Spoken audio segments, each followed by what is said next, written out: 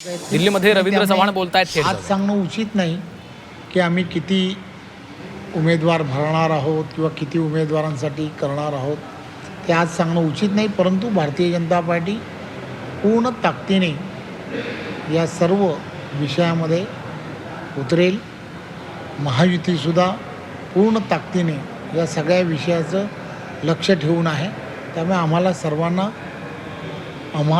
आवश्यक असणारे सर्व ज्या जागा आहेत त्या जागा आम्ही 100% जिंकू शकतो याची खात्री आहे। सर, एक घर एक पद असं भाजपने तत्व ठेवलं होतं गेल्या काही दिवसांमध्ये, हेच तत्व या राज्यसभा निवडणुकीमध्ये देखील पाहायला मिळेल का?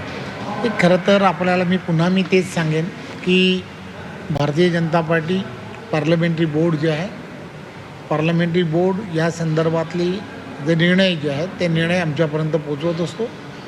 भारतीय जनता पार्टी वैचारिकदृष्ट्या जे निर्णय हे पार्टी म्हणून जे सांगितले जातात त्या निर्णयाच्या दिशेने पार्टी आणि पार्टीचे असणारे कार्यकर्ते हे जात असतात।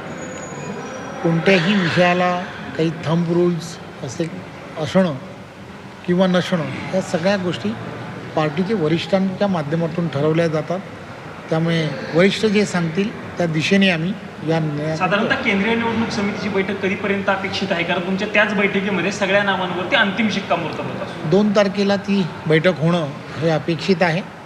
त्यामुळे 2 तारखेला त्यांची बैठक झाली की हा निर्णय जो आहे तो निर्णय हा आमच्यापर्यंत पोचवला जाईल। सर्व उमेदवार भाजपचे जे महाराष्ट्रातील असतील ते महाराष्ट्रातीलच असतील की एखादा बाहेरच्या राज्यातील उमेदवारांना देखील महाराष्ट्रातून संधी दिली जाऊ शकते? या संदर्भामध्ये मी जसं सुरुवातीच्या काळातच सांगितलं की भारतीय जनता पार्टी राष्ट्रीय नेतृत्व, पार्लमेंटरी बोर्ड राष्ट्रीय हे ज्या संदर्भातले जे निर्णय सांगतो त्याचं इम्प्लिमेंटेशन भारतीय जनता पार्टी प्रदेश हे करत असतं।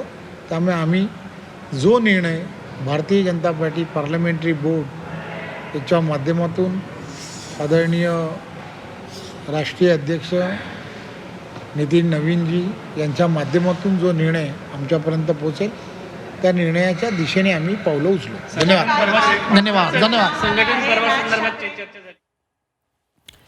तर संसदीय समितीच्या बैठकीत या संदर्भातला निर्णय घेणार असल्याचं त्यांनी सांगितलेलं आहे। राज्यसभेच्या जागा संदर्भात त्या ठिकाणी चर्चा होईल। सर्व जागा आम्ही जिंकणार असा विश्वासही रवींद्र चव्हाण यांनी व्यक्त केलेला आहे।